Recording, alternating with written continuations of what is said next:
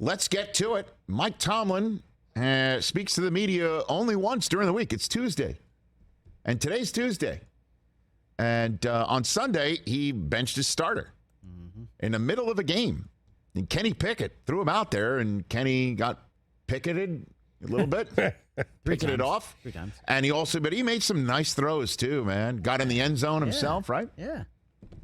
So Mike Tomlin, all ears on whether he was going to name Pickett the starter moving forward today, and he named him the starter against the Bills and did just that.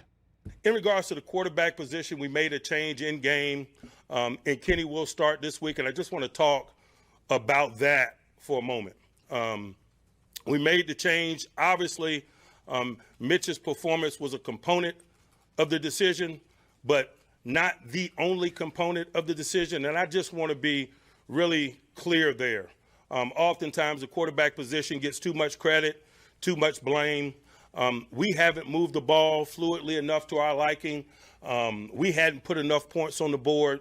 The quarterback is a component of that, but not the only component. We've all got to absorb the responsibility that comes with what we haven't done, particularly in that phase, including myself and starting with myself. And so when you make a quarterback change, you're really sensitive to that component of it, because I don't want to dump the responsibility of what transpired at Mitch's feet.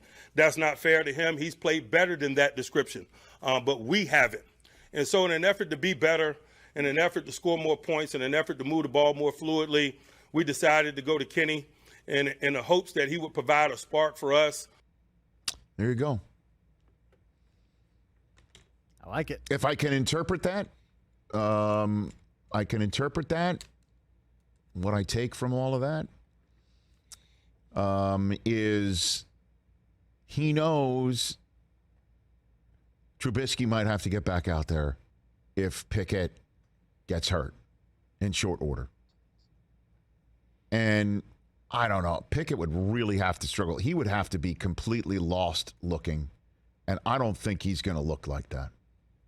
I think the kid has an it factor, and the kid's played in a lot of big games when he was at Pittsburgh collegiately, and I don't think they have a concern that he is going to look lost and is going to get. They have to go back to Trubisky just to save the season, so on and so forth.